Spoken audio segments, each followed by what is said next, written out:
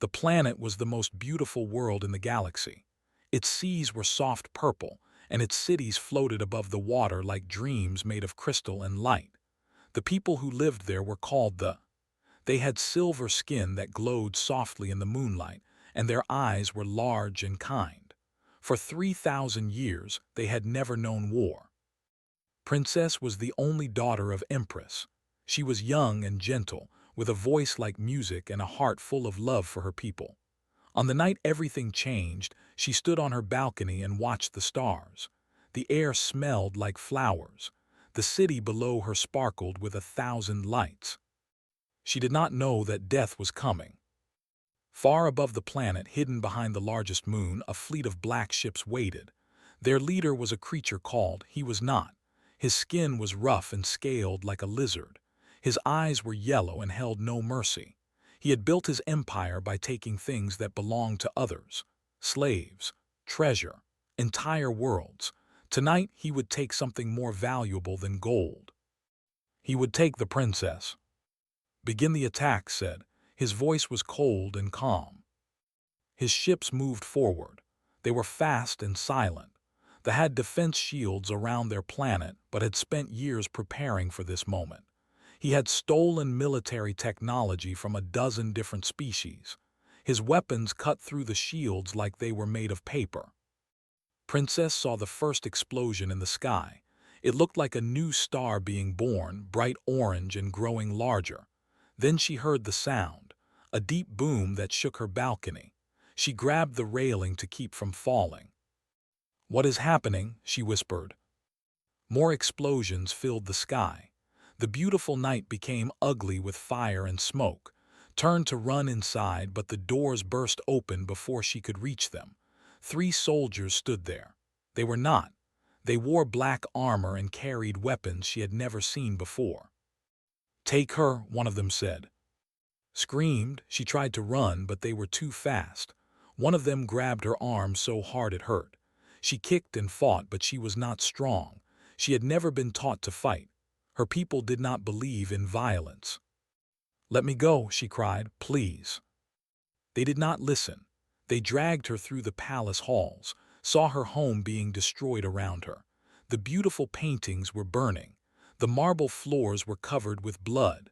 The palace guards tried to stop the invaders, but they died one by one. Their ceremonial swords were no match for plasma rifles. Saw her old teacher lying on the ground, not moving. She saw the cook who always gave her extra sweets, his eyes staring at nothing. She wanted to close her eyes, but she could not look away.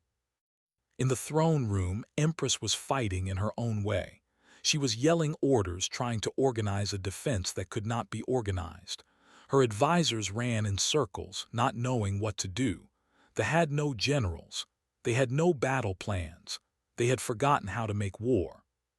"The princess," someone shouted. "They have taken the princess." Turned just in time to see her daughter being dragged toward the broken windows. Their eyes met across the burning room, reached out her hand.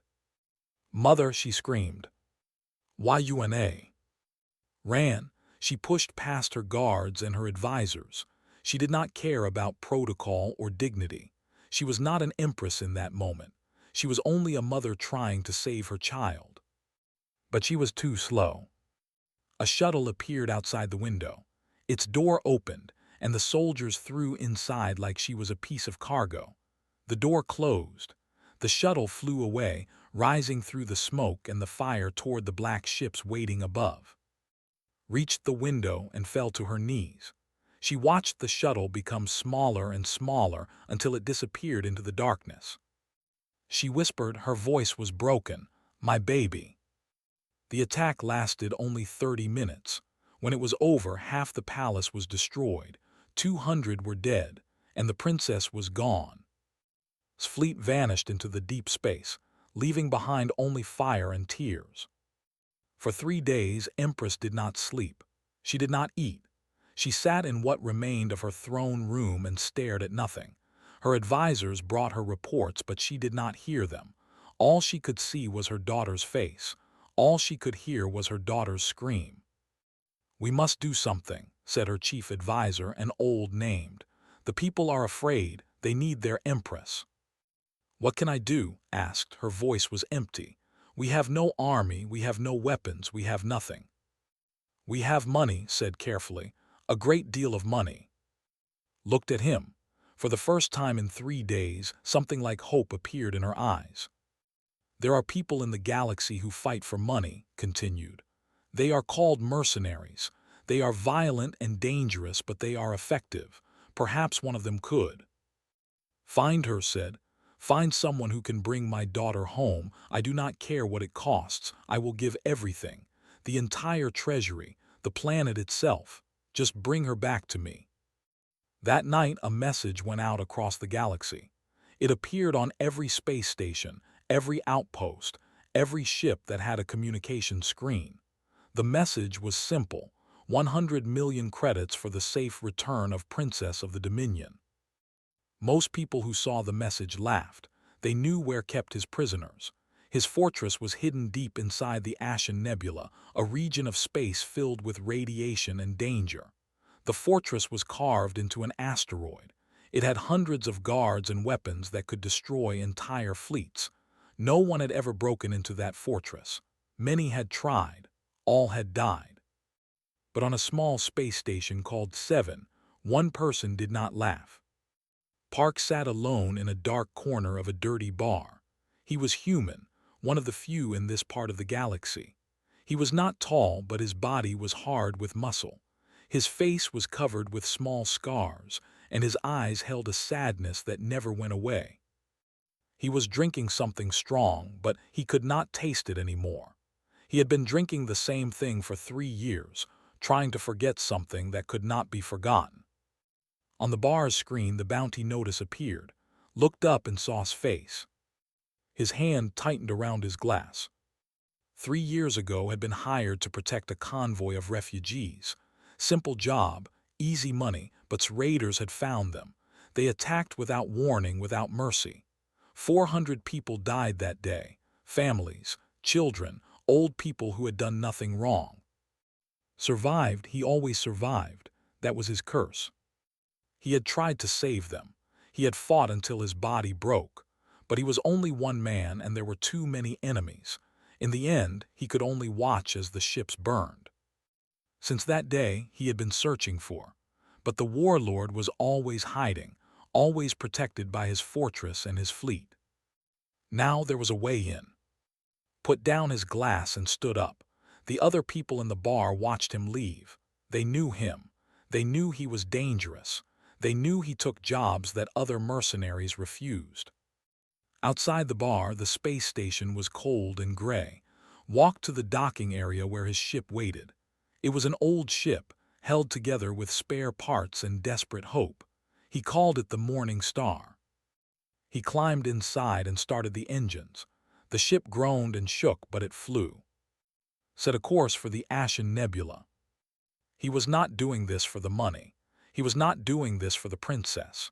He was doing this because he needed to look into his eyes before he killed him. He needed the warlord to know why he was dying. And if he could save an innocent girl along the way, maybe he could finally forgive himself. Maybe. The Morning Star disappeared into the darkness between the stars.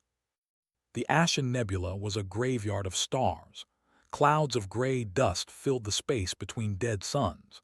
Radiation waves made sensors useless. Ships that entered without knowing the safe paths never came out again. Park flew his ship carefully through the darkness. He had been inside the nebula for 2 weeks now, moving slowly, learning its secrets. His ship was small and quiet. He had modified it many times over the years, adding stolen technology that made it nearly invisible to scanners. During those 2 weeks, he gathered information.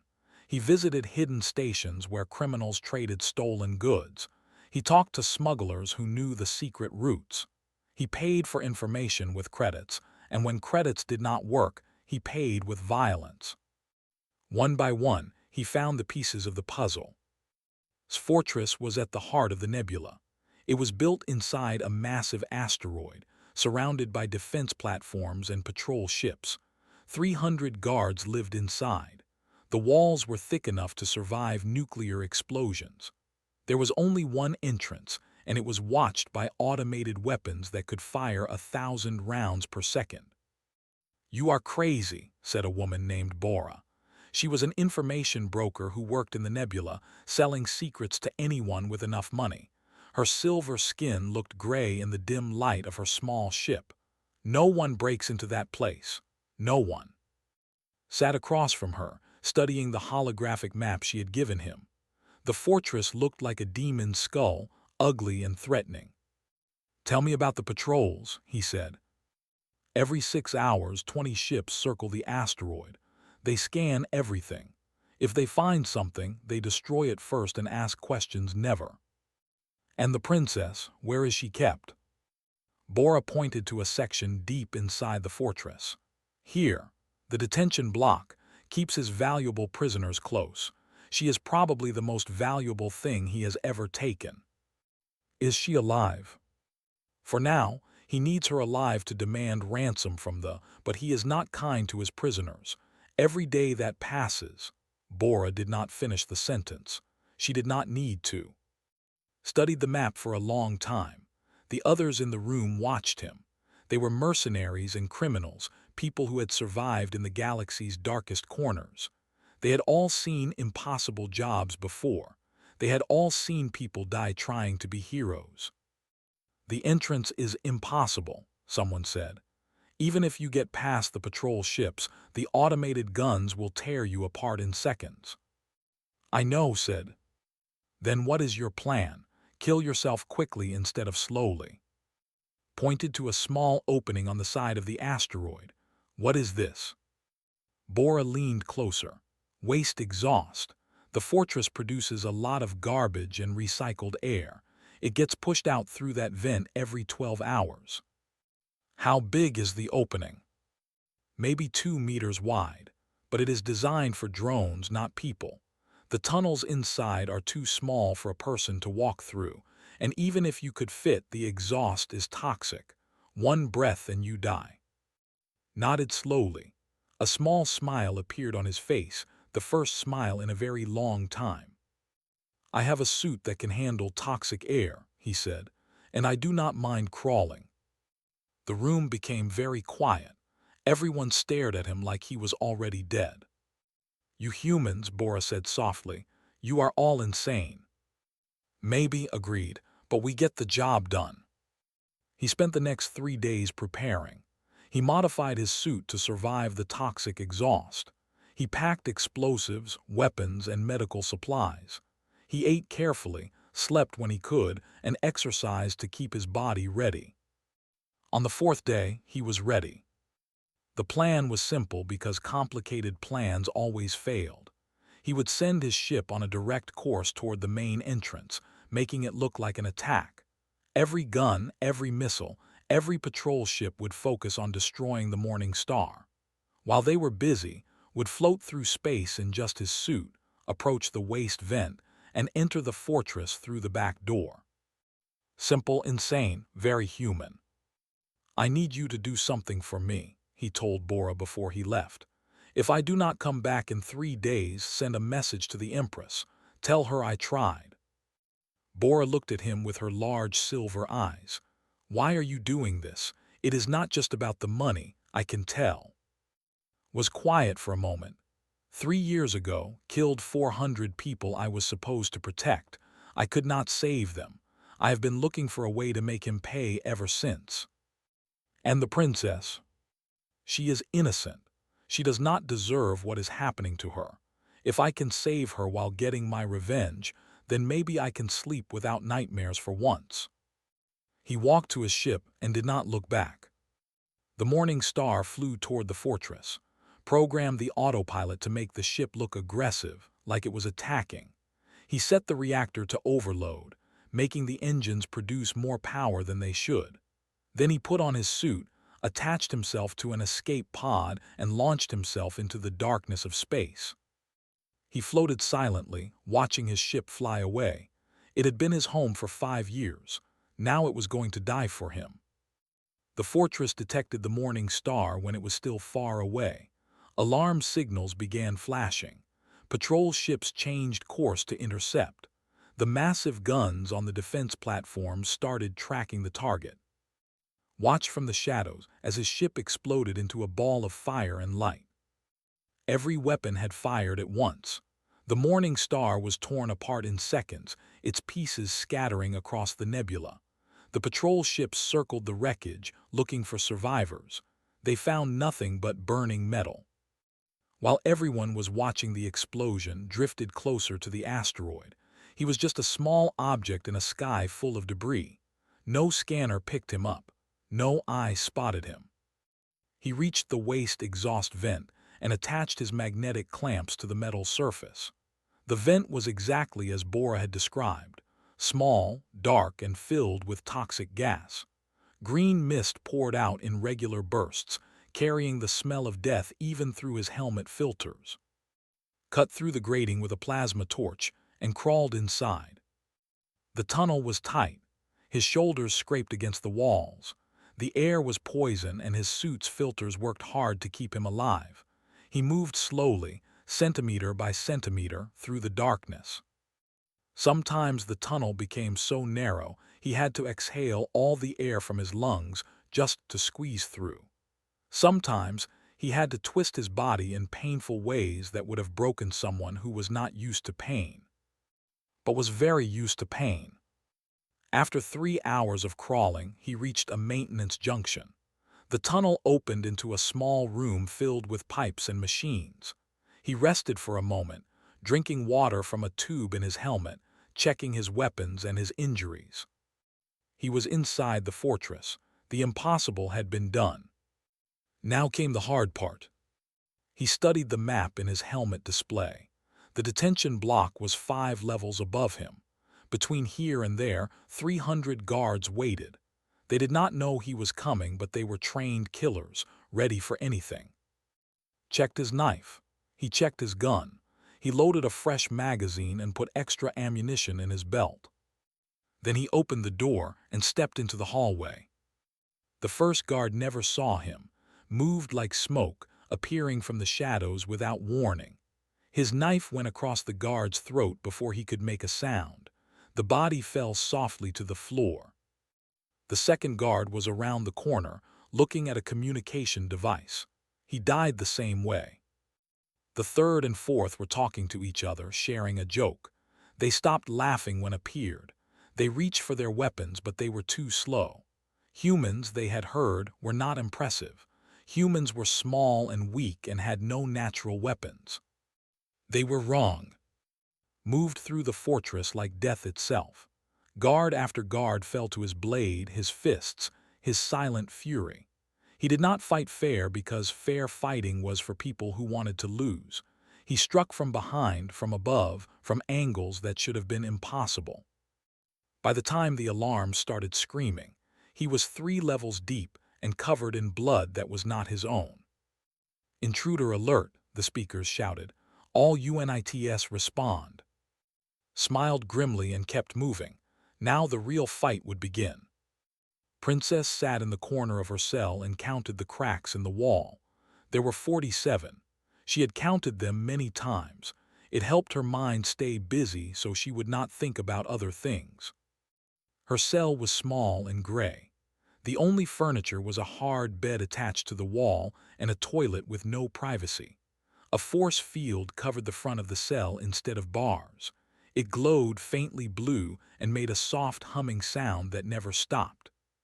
She still wore her ceremonial dress from the night of the attack, but it was torn and dirty now. They had not given her new clothes. They had not given her much of anything except water and small amounts of food. 15 days. She had been a prisoner for 15 days. In the beginning, she had cried constantly. She had screamed and begged and hit the force field until her hands bled, but no one came to help her. The only response was laughter from the guards who walked past her cell. On the 3rd day, she stopped crying. She learned that tears did not help. They only made her captors happy. Visited her every day. He liked to stand outside her cell and talk, telling her about his plans, his power, his empire. He spoke about her mother with disgust in his voice. "Your people are weak," he told her on the seventh day. His yellow eyes watched her like a predator watching prey. 3,000 years of peace made you forget how the universe really works. The strong take what they want. The weak lose everything. Did not answer. She had learned that answering only encouraged him. "Your mother will pay anything to get you back," continued. "Credits, resources, technology. Maybe I will ask for control of your trade routes. Maybe I will ask for your entire planet." He laughed, a ugly sound that echoed off the walls. "What do you think, little princess? Is your life worth a planet?" She stayed silent, looking at the floor. Leaned closer to the force field. "You should thank me, actually.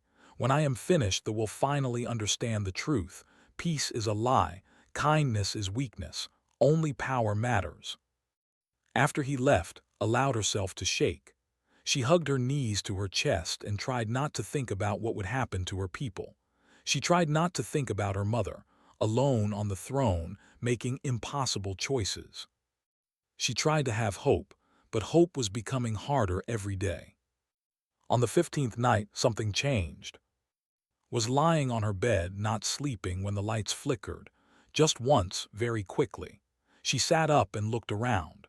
The lights in this place never flickered. Everything was controlled by machines that never made mistakes. Then she heard something strange. A sound that did not belong in the prison.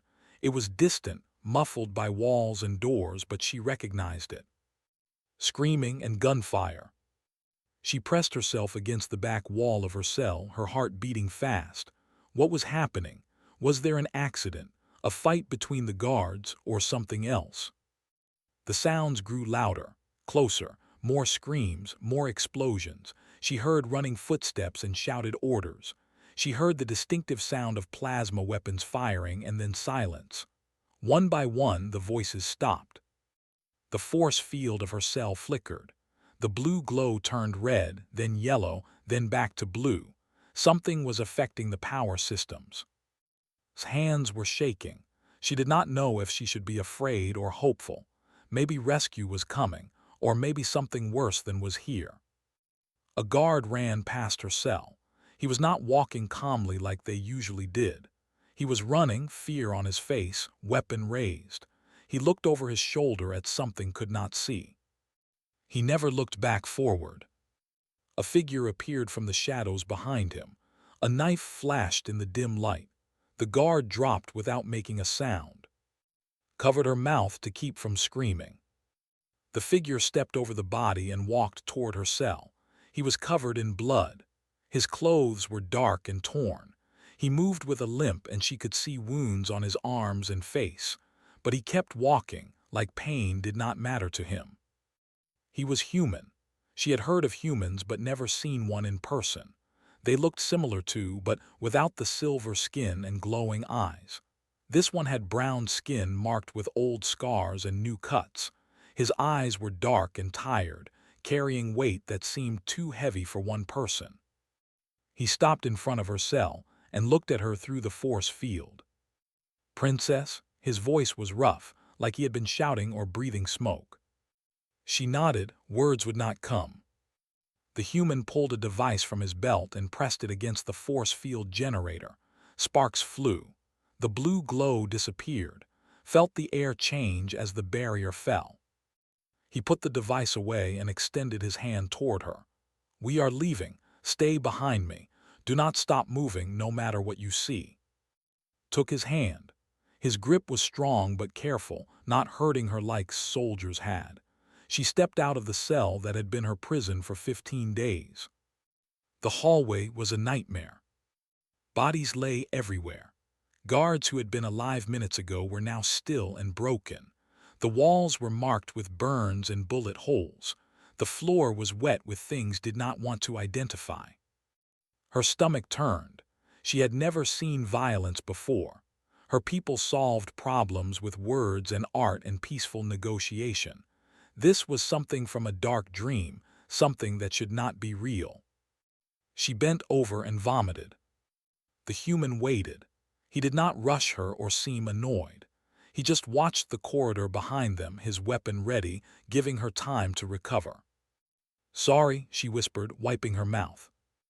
"Do not apologize. This is not normal. It should make you sick." They started moving. The human led the way, stopping at every corner to check for enemies. His movements were smooth and practiced, like fighting was as natural to him as breathing. They passed more bodies, tried not to look, but it was impossible. She recognized some of the faces, guards who had laughed at her tears, soldiers who had thrown her into her cell. Part of her felt satisfaction at their deaths, and that feeling scared her more than the blood. Was she becoming like them? They climbed stairs and walked through maintenance tunnels. The human seemed to know exactly where he was going, like he had memorized the entire fortress. Every time guards appeared, he dealt with them quickly and quietly, sometimes with his knife, sometimes with his bare hands. During a brief rest in an empty storage room, finally spoke. "Why are you doing this?" The human was checking his weapon, counting his remaining bullets. "Because someone has to." "That is not an answer. You are risking your life for someone you do not know. Humans do not have a connection to my people. You could die here tonight." He was quiet for a moment. When he looked at her, his eyes held something deeper than tiredness. 3 years ago, I failed to protect people who needed me. A lot of people died because I was not good enough. I have been carrying that weight ever since." He finished loading his weapon and stood up. "Maybe if I save you, some of that weight goes away. Maybe it does not, but I have to try." Watched him walk to the door and check the corridor outside. This human had come alone into a fortress full of killers, armed with nothing but his skills and his need for redemption. She had heard stories that said humans were dangerous. She had heard stories that said humans were heroes. She was beginning to understand that both things could be true at the same time. "We are close to the hangar," the human said. "Once we get to a shuttle, we can escape, but getting there will not be easy. Knows someone is here. He will be waiting." His voice trembled. "We have to face." The human looked at her. Something like hunger burned in his tired eyes.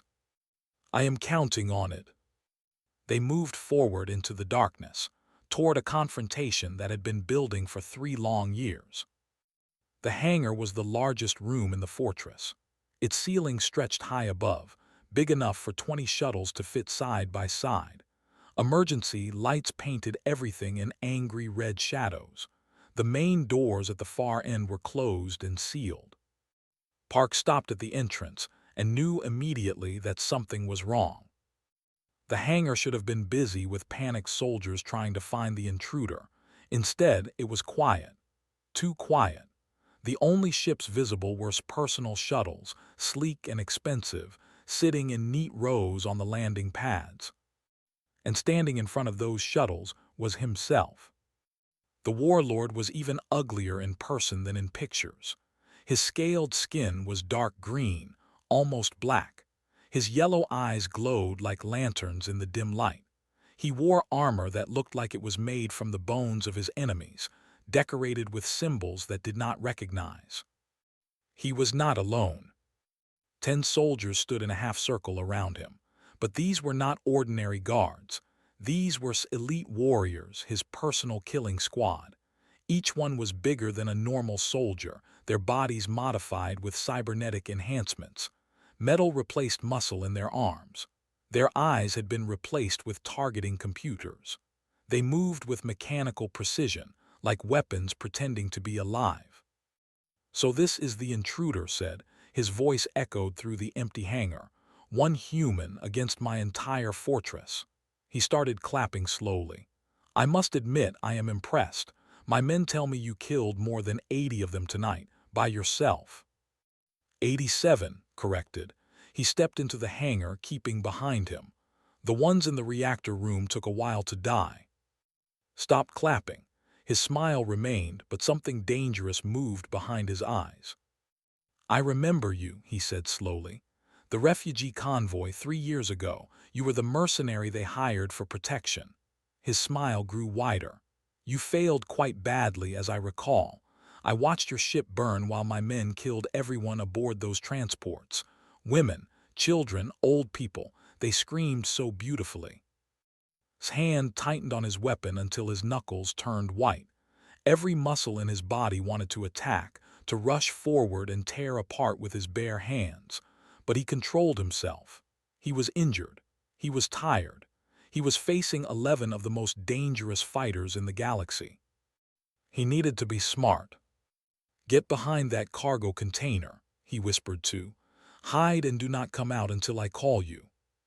But Hyde looked at his face and saw something that frightened her more than cold, focused, ready to die. She ran to the large metal container he had pointed at and pressed herself against its backside. Faced and his elite alone. "You cannot win this," said. "Look at yourself. You are bleeding from a dozen wounds. Your left arm is barely working. You are one man against my best soldiers." He shook his head with fake sadness. "Surrender the girl. I will make your death quick." Dropped his empty gun and pulled out his knife. The blade was short but sharp, designed for close combat. "I am not here to win," he said. "I am here to kill you." Then he moved. Humans were not the strongest species in the galaxy. Many aliens could lift 10 times what a human could. Humans were not the fastest. Several species could outrun the quickest human athlete. Humans did not have claws or armor or the ability to survive in vacuum. But evolution had given humans something else, something the galaxy had learned to fear. Endurance, the ability to take damage that would kill other creatures and keep fighting. The refusal to stop when every logical part of the brain said to quit. And a capacity for violence that had allowed humans to conquer their own planet and then spread to the stars. Selite were professionally modified killing machines. They had implants that made them stronger and faster. They had fought in dozens of campaigns without losing. But they had never fought a human who had nothing left to lose. Crashed into the first soldier before the man could raise his weapon. His knife found the gap between helmet and neck armor. Blood sprayed across the floor. The second soldier fired his weapon, but was already moving, using the first body as a shield. The plasma bolts hit dead meat instead of living flesh, threw his knife into the shooter's eye and grabbed a fallen weapon. The next 30 seconds were chaos. Did not fight like a soldier. He fought like an animal, like a thing born from nightmares. He bit. He clawed. He used anything as a weapon, broken metal, a guard's own severed arm, pieces of equipment pulled from the walls. He took a blade across his shoulder. The cut went deep, hitting bone. He kept fighting. He took a plasma burn across his ribs. His skin turned black and cracked. He kept fighting. A soldier hit him in the back with a metal bar. 3 of his vertebrae cracked. Pain exploded through his body like lightning. He kept fighting. One by one, the elite fell.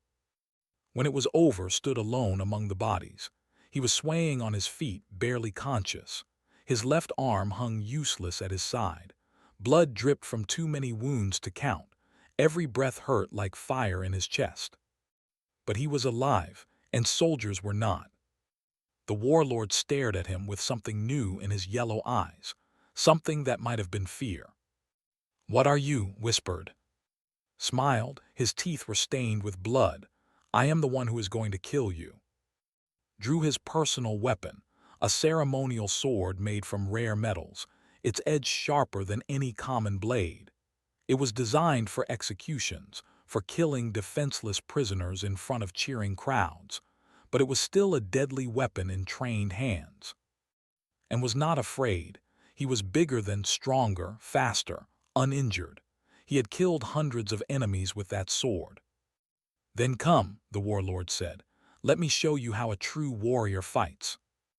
They came together in the red-lit hangar. Was skilled. His blade moved like water flowing from one attack to another without pause. He cut across the leg, then the chest, then the face, opening a wound that poured blood into his eyes. Could not block, he could barely see. His body was broken and failing. Every movement sent agony through his nerves. But he did not try to block. He did not try to dodge. He just absorbed each cut and kept coming forward. This was the human way, not grace or skill or superior technology, just the simple, terrifying refusal to die. Became desperate. He swung harder, faster, trying to find a killing blow, but was too close now, inside the range of the sword, where strength and reach meant nothing. His fist connected with throat, once, twice, 3 times. He felt cartilage crush under his knuckles. He felt the warlord's windpipe collapse. Dropped his sword and grabbed his throat, eyes wide with shock. He tried to breathe but could not, tried to speak but only blood came out. That was for the convoy, said. His voice was quiet, almost gentle. That was for 400 people who never did anything to you. That was for every person you have ever hurt. Fell to his knees, then forward onto his face. His body twitched once, twice, and then went still. Stood over his enemy for a long moment. 3 years of hate and rage and grief. 3 years of nightmares and guilt. It was over, finally over. Then his legs gave out, and he collapsed into the pool of blood spreading across the hangar floor. Everything went dark. From behind the cargo container had watched everything. She had seen the impossible fight. She had seen a single human destroy warriors that should have killed him 10 times over. She had seen him face the monster who had haunted her nightmares and bring him down with nothing but determination and broken fists. Now she ran to where lay unmoving. "No," she whispered, falling to her knees beside him. "No, no, no." His eyes were closed. Blood was everywhere. She could not tell if he was breathing. She put her ear to his chest and listened. For a terrifying moment there was nothing. Then a heartbeat, weak and slow, but there. He was alive, barely. "Shuttle," he gasped suddenly. His eyes opened slightly, unfocused and dim. "Go, coordinates, already programmed. I am not leaving you. You have to." "No." Something changed in his voice. Something hardened. All her life she had been gentle and passive, following the peaceful ways of her people. But watching this human fight and bleed and refuse to surrender had awakened something inside her. She would not let him die here, not after everything. Was small but were stronger than they looked. She grabbed under his arms and pulled. He screamed in pain, but she did not stop. Inch by inch, leaving a trail of blood on the floor, she dragged him toward the nearest shuttle. The hangar doors started to open. Reinforcements were coming. Guards who had heard the fight and were rushing to see what happened. Moved faster, her muscles burned. Her lungs screamed for air. But she kept pulling, kept moving, kept refusing to give up. She reached the shuttle and somehow got inside. He was unconscious again, his breathing shallow and weak. Plasma bolts started hitting the shuttle as the first guards entered the hangar, found the hatch controls and sealed the door. Then she ran to the cockpit. She had never flown a shuttle in her life. But the human had said the coordinates were programmed. She found the ignition button and pressed it. The engines roared to life. More plasma bolts hit the hull, making the ship shake. Grabbed what looked like steering controls and pulled. The shuttle lifted off the ground, wobbled dangerously, and shot toward the hangar's open space doors. Guards scattered as the ship flew wildly through the air. A wing clipped a support column, sending sparks flying everywhere. Then they were out, in space, surrounded by stars and darkness. The autopilot activated and the shuttle steadied itself. A course was set for space. Behind them, the fortress grew smaller and smaller, until it disappeared into the nebula's gray mist. Sat back in the pilot's chair and let herself breathe. They had escaped. Against all odds, against all logic, they had escaped. Now she just had to keep the human alive long enough to reach home. The shuttle moved slowly through space, its damaged engines struggling to maintain speed. Inside fought a different battle, the battle to keep Park alive.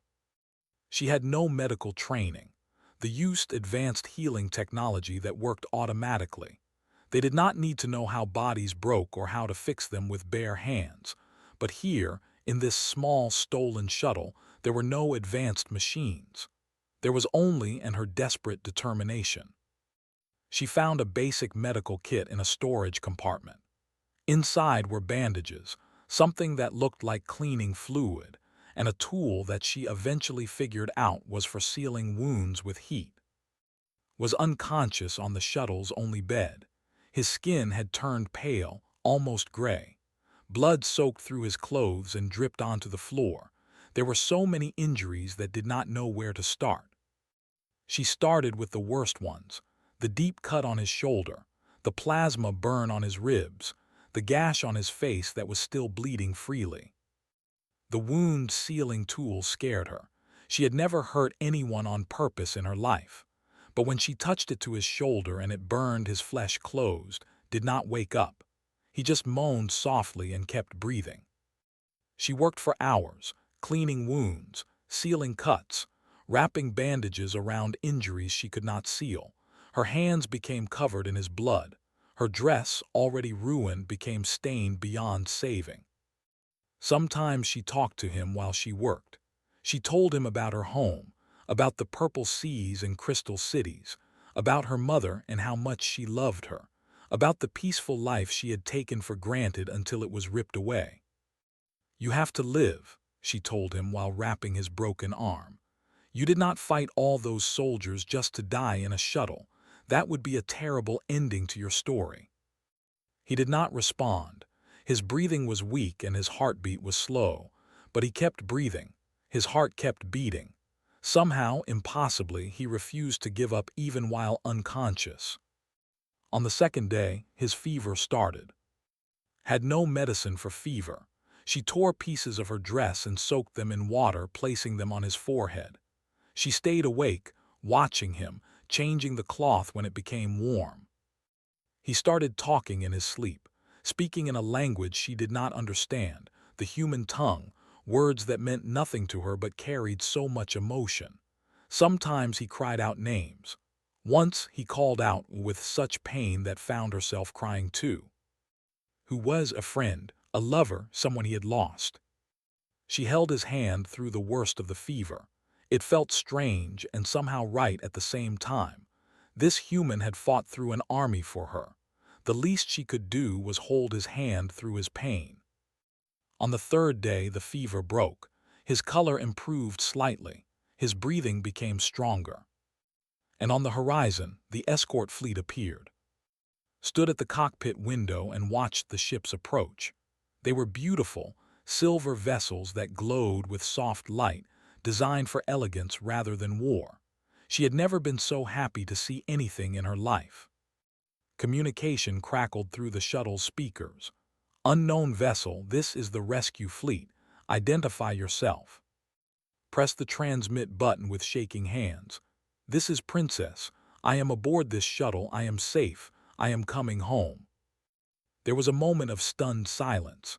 Then the channel exploded with voices, cheering, crying, shouting orders. The fleet surrounded the little shuttle like protective parents around a lost child. An hour later they reached. The palace courtyard was filled with people. Advisors and servants and guards all waited in careful rows, maintaining the dignity expected of the royal household. But one person did not wait in line. Empress Ran. She had not slept properly in 15 days. Dark circles marked her silver face. She had stopped eating, stopped caring about protocol, stopped being an empress. She had been only a mother waiting for her child. When the shuttle landed and its door began to open, pushed past everyone. Her gown trailed behind her, catching on the ground, tearing at the edges. She did not notice. "Yuna, Yuna." The princess appeared in the doorway. She was thin and dirty, wearing a blood-stained dress that had once been ceremonial white. But she was alive. She was standing. She was home. Walked down the ramp on legs that shook with emotion. Reached her and pulled her into an embrace so tight it hurt. They stood there, mother and daughter, holding each other like the universe might try to separate them again. "I am safe, Mom," whispered into her mother's shoulder. "I am safe." "My baby," was crying openly, tears streaming down her silver cheeks. "My baby girl, I thought I lost you. I thought I would never see you again." I know, but I am here now, I am home." They held each other for a long time. The courtyard was silent except for the sound of their crying. Even the hardest advisors wiped their eyes. Finally pulled back.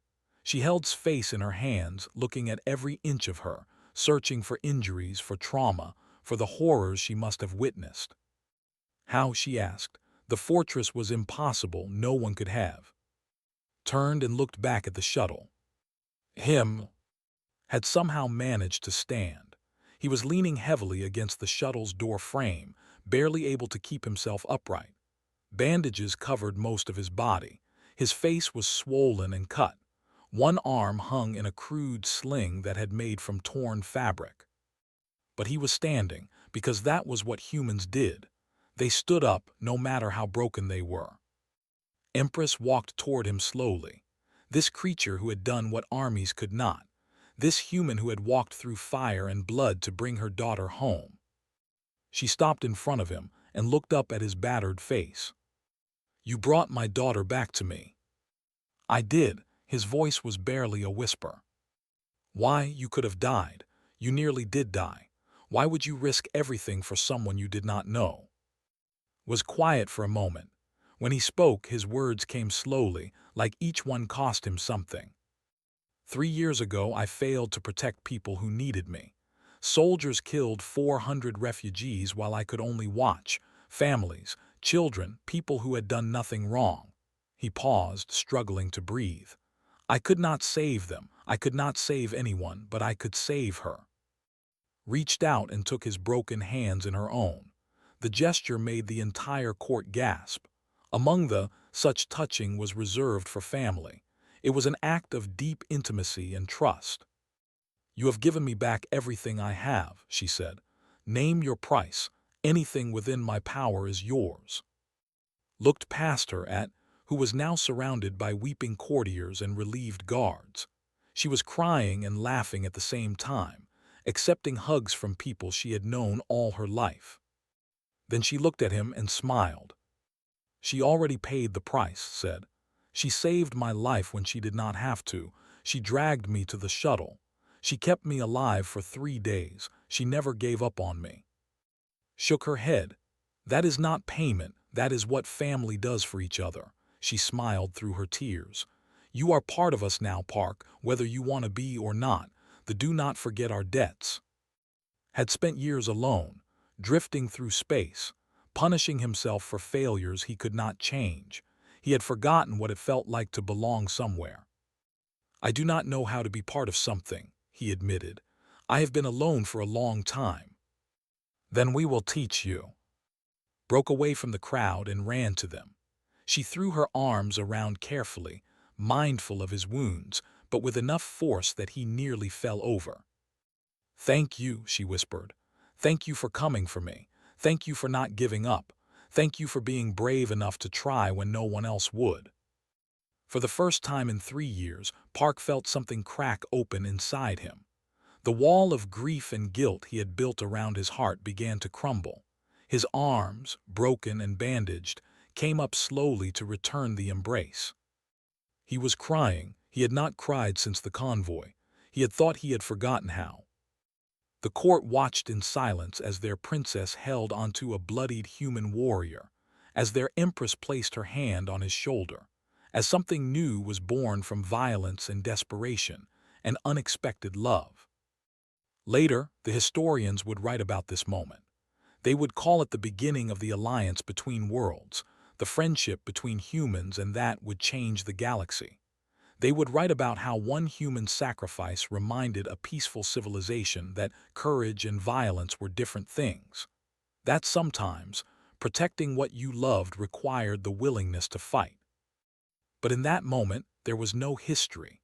There was only a mother holding her daughter, a daughter holding a stranger who had become family, and a broken man learning that redemption was possible, even for those who had given up on themselves. The sun set over, painting the crystal cities in shades of gold and purple. The first stars appeared in the darkening sky. Somewhere out in the galaxy, other warlords would hear about what happened at its fortress. They would hear about the human who had done the impossible, and they would remember something important. Humans were small and brief and fragile, but they loved with a strength that moved stars, and they would die for people they had never met. That night sat beside's bed in the Royal Medical Wing. The advanced technology was already healing his wounds, far faster than human medicine could. He would survive. He would recover. He would have new scars to add to his collection. "I never asked your name," she said. "In all the running and fighting, I never even asked." "Park," he said. His voice was still weak, but his eyes were clearer now. She tested the word, making it fit her tongue. "It is a good name." "Thank you for not leaving me behind," he said. "In the hangar, you could have run, you could have saved yourself, but you came back for me." Smiled. It was a different smile than before, stronger, more confident. She had changed in the past 15 days. She was not the same gentle princess who had been taken from her balcony. "You taught me something," she said. "You showed me that being peaceful does not mean being passive, that caring about others sometimes means fighting for them, that courage is not about not being afraid.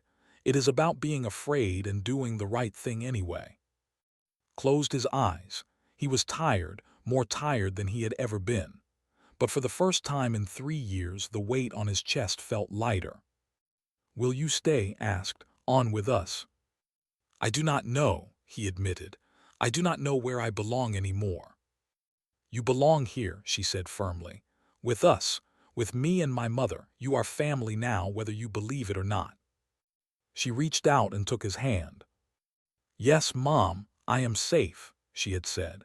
But she understood now that safety was not just about walls and guards and distance from danger. Safety was about having people who would fight for you, people who would never give up on you. She had found that safety in the most unexpected place, in the broken hands of a human warrior who had come to kill a monster and ended up saving a princess. And maybe, just maybe, he had saved himself too. The stars shone down on, and for the first time in 15 days, Princess slept peacefully. She was home, she was safe. Thanks to him,